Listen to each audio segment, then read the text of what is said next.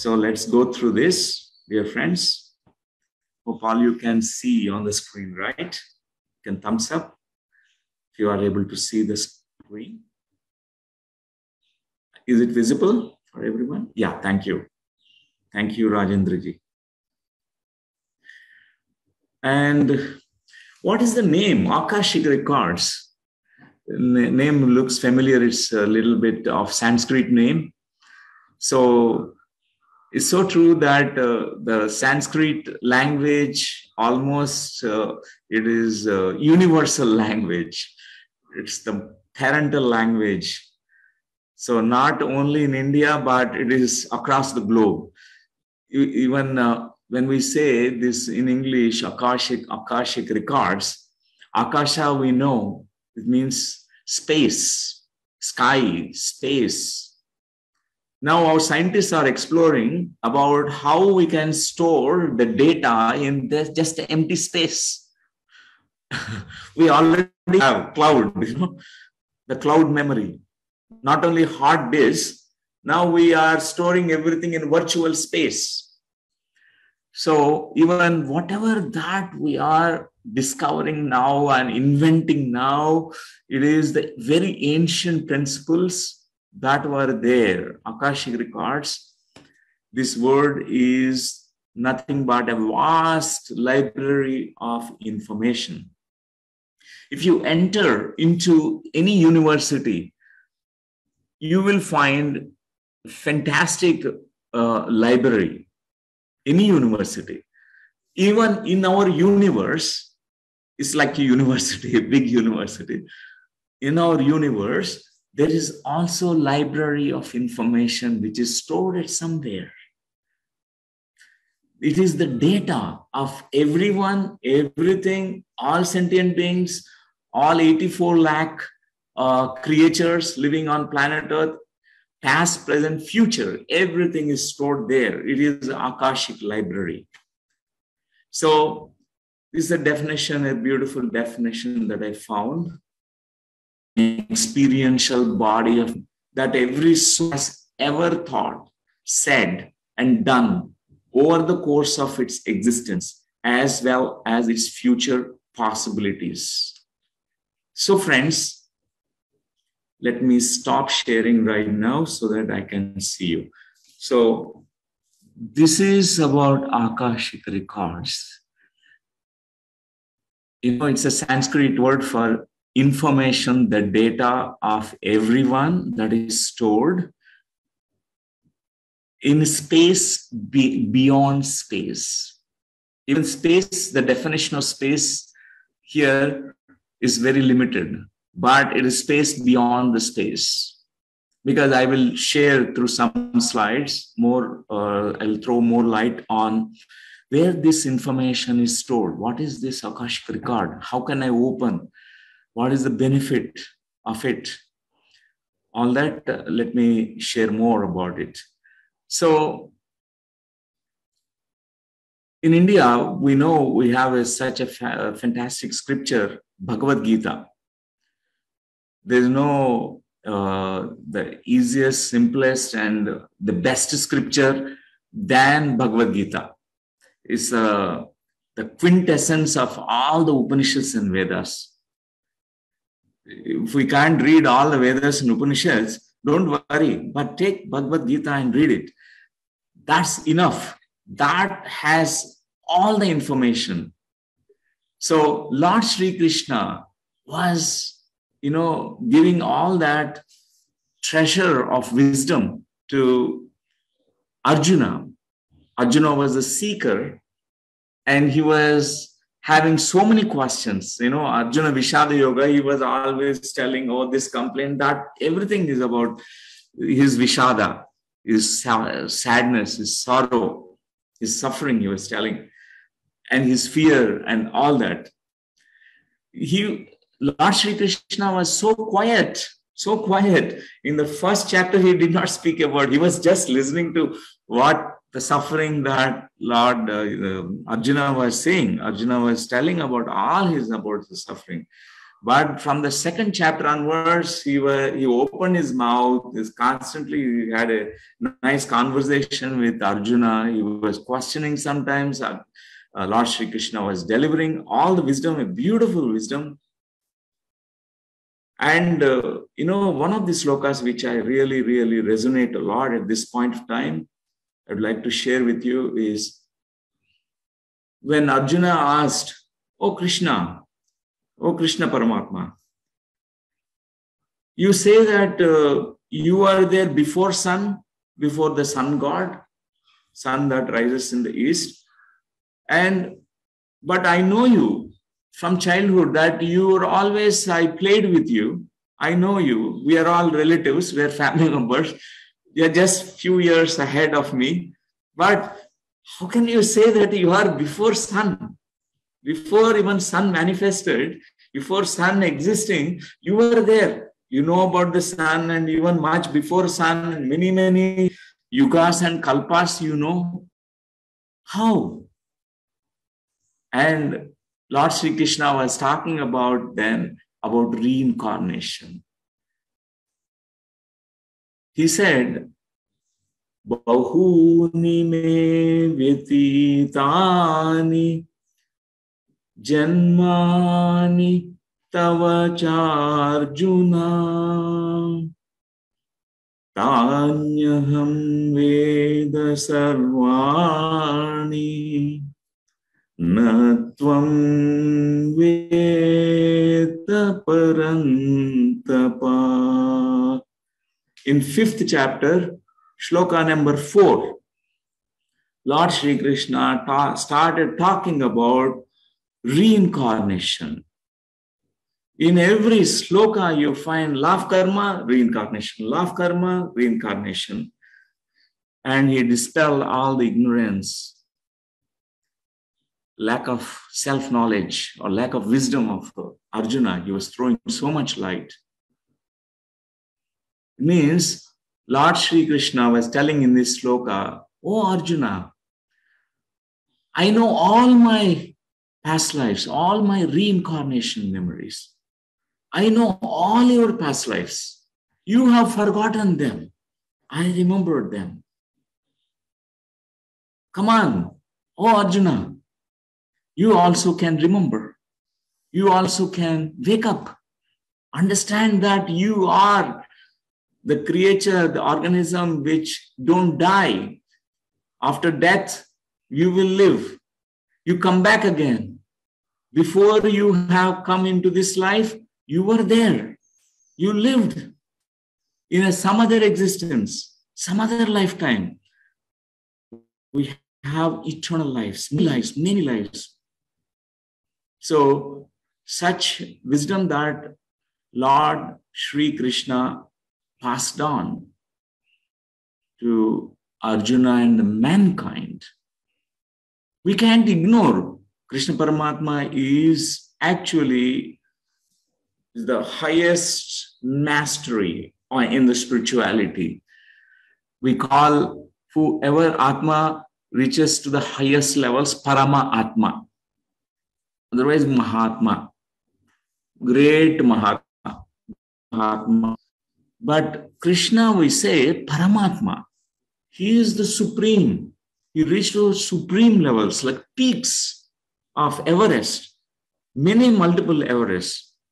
Such wisdom he transmitted to the mankind.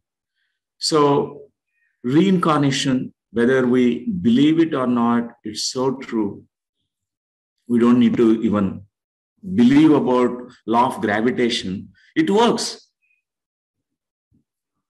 And Isaac Newton did not tell, throwing apple, it falls down because it's law of gravitation. Even someone denies and says, rejects this idea of reincarnation, but it is so true. And law of karma is true. Many of us, we have complaints, so many complaints. Oh, this person has done this, this problem, this pattern, that pattern. Without the law of karma operating, we will not go through problems. all the issues, problems, patterns, negative circumstances, all that is linked with the law of karma, cause and effect. All the causes are there in the past lives, all the effects that we experience now. So Akashic Records throwing light about this. Let's go to the next slide.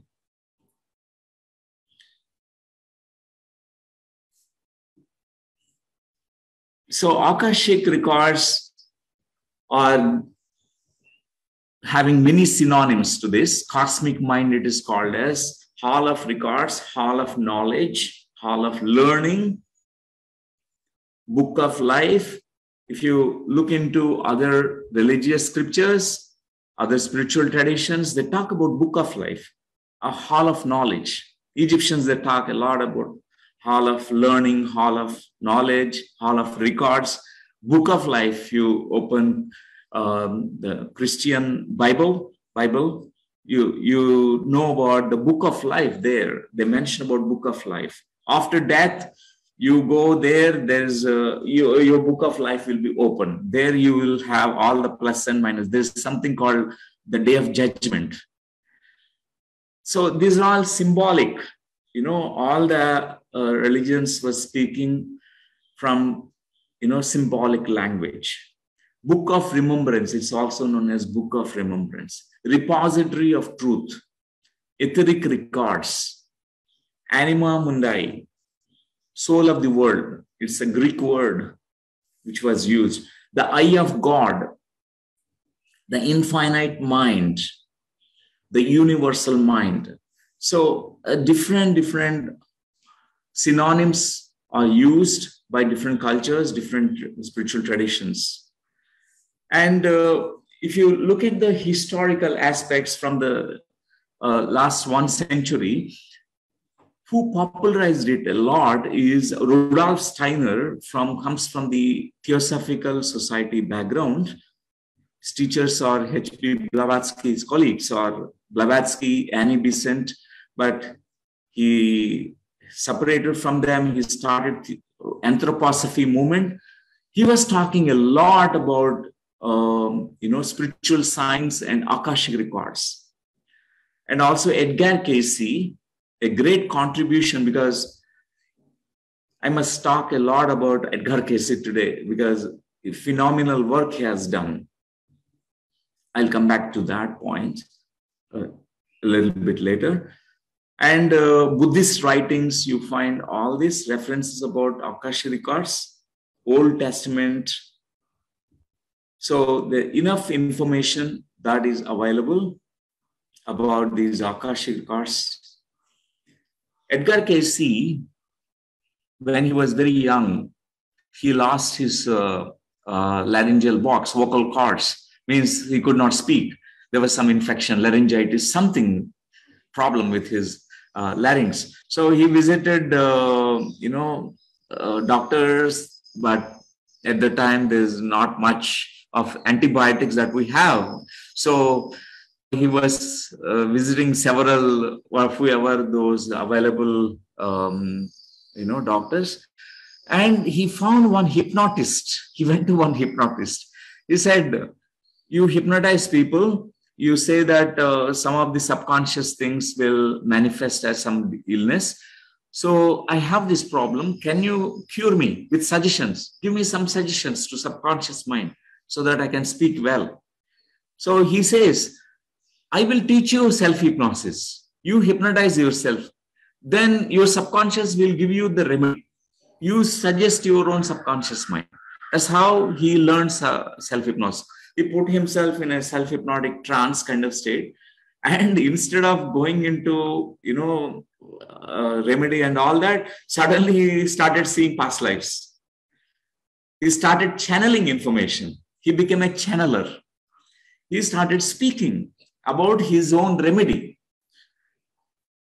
He remembered that whatever the herb that he channeled the information about, a particular herb, he used it completely. Later on, whoever comes to him, he used to channel the information. He used to have access to Akashic Records.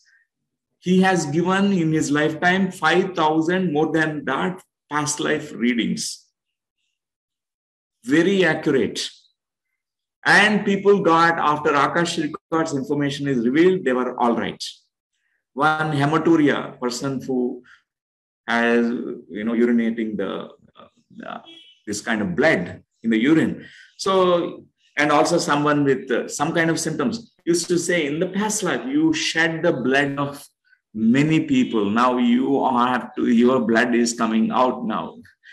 And people used to reveal that information, what is the cause of it and how the effects now. When those things are brought together, cause and effect, a deeper understanding, deeper lesson is realized by people. That's how people used to get cured. So 5,000 readings is a phenomenal work he has done. The book on Akashic Records he has written. Somebody else written, because whoever students of him who observed his readings, past life readings, they recorded and then they transcribed it and put it in the form of a book. So there's several books by Edgar Cayce. Sleeping Prophet is one more book. That's another interesting book. Completely, he's also very scientific in his explanations. And law of karma is really not like superstitious kind of thing. It's such scientific cause and effect. But don't search for causes only in this lifetime. Even it is not only in this life, past lives. It stems from past lives. That's what our ancient masters from India, rishis, yogis, mystics, they were talking about. Not only causes you find in this life, but it is come from the ancient times. So let me go ahead to the next slide. So now coming to Edgar Cayce, is a beautiful sentence, a phrase, a saying from him. The entity itself sees and is being taught the records that are written in nature, in the rocks, in the hills, in the trees, in that term, the genealogical log of nature itself. Just as true, then, is the record that the mind makes upon the film of time and space in the activities of a body with its soul. Edgar Cayce, reading number 487/17. So you find when you look into nature, there are energy signatures of the nature. You'll find it there. For example, every rock tells you a story of its own. It has its own Akashic record. Just you need to sit near a rock, a piece of rock, a boulder, and it has its own story. It has its own past. We know from the trees. When we cut a tree, there are annual rings. There is a history which is recorded. So there's energy signatures, even ethereally, energetically imprinted. Every rock, everything that we find in the nature, there is a history to it. There is a past to it. There are many yugas of information. Lakhs and lakhs and lakhs of years of information is recorded in the Akashic Records. Now question comes, how can I access that information? So let me share with you life after death and access to the records. So we have, many people reporting, or in our ancient scriptures that is written, when Yamadharmaraj takes you into the higher planes or the astral planes, there is an accountant called Chitragupta. Chitragupta opens the records of you. It's like everything is like a CC camera that's set up, I think, on planet Earth, whether nobody sees you or not, but the cosmic eye, the eye of the cosmos everything is registered through that eye, through that eyes of the cosmos. The spy camera, like CC cameras, everything is recorded. So to come to this word, let me go to the next one. There's something called LBL, life between life states. Means after death, we are actually leaving the physical body here and entering into those realms and stay there for some time before you reincarnate. That's why these are all called interim lifetimes, between lifetimes, life between life states. And there you have access to Akashic records, Akashic library. And there are guides, there are masters, librarians also, who will assist you to open, just like how we have these books, but they're not really physical books. But many people, they're seen as a symbol, like a golden book, which is revealing all the information that you need to know. So there is a review of your lifetimes that happens in the after death states, in the life between life states, and people have access to those records. This is what is revealed to us in the ancient times. So Chitragupta is called accountant, but if you reverse the name of it, is called Gupta Chitra. Gupta means secret, encoded, which is not obvious, which is hidden. Gupta Chitra means very secretive records. They are nothing but Akashic records. So the greatness of our ancient mystic masters or rishis is they have revealed everything kept in the scriptures in coded form, codes. There are codes. To even completely decode Bhagavad Gita, we need to have those codes. Otherwise, we might misinterpret entire Bhagavad Gita and only peripheral meaning we understand. The deeper meaning we have to go and understand the deep wisdom of the ancient scriptures. We need to have those codes. Gupta Chitra is nothing but Akashic records. We have access to them in the astral planes. But right now, to access the Akashic records, we don't need to die. Oh, I want to study Akashic records. How to know? Oh, I have to die now to go and see Akashic records? No need. So I will share now the next slide. You can see them because your subtle bodies, beyond time, space, you have access to the Akashic records. It's very much connected. For example, we have these in Sanskrit scriptures. Taittiriya Upanishad gives a description about Panchakoshas. But there are 2 more bodies. There are 7 bodies that we have. But we talk mainly about these 5 bodies. Beyond that is called experiences a meditator goes through.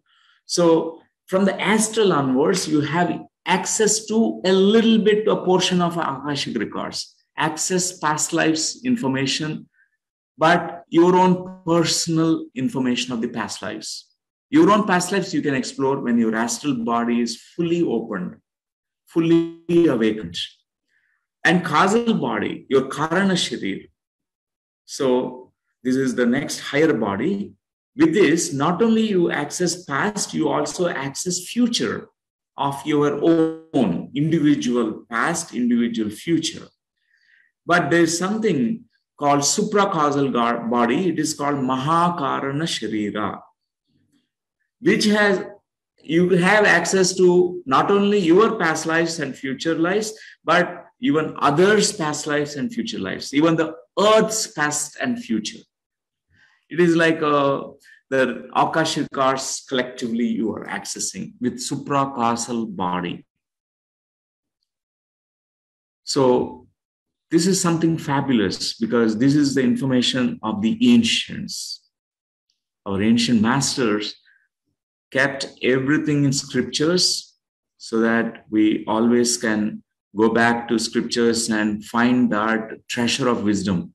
And how to awaken these subtle bodies? There are methods like meditation. One of the methods that are highly recommended is meditation, because next question is, practices that can help you to tune into the Akashic Records are meditation. Number one, past life regression, altered states of consciousness and trance states, etc. So friends, Dr. Saurabh Ranjan could see his past lives in meditation. I could see my past lives in meditation. Buddha could see past lives in his meditation. Ancient rishis could see. And why not all of us? We can also see in meditation. We can, as you meditate, you awaken the subtle bodies. That naturally happens. You don't need to even deliberately intend. It's not even consciously you don't need to do a sankalpa. No need to do any sankalpa. Just meditation, pure silence. Chitta vritti nirodha sthiti. But you have to be in conscious state.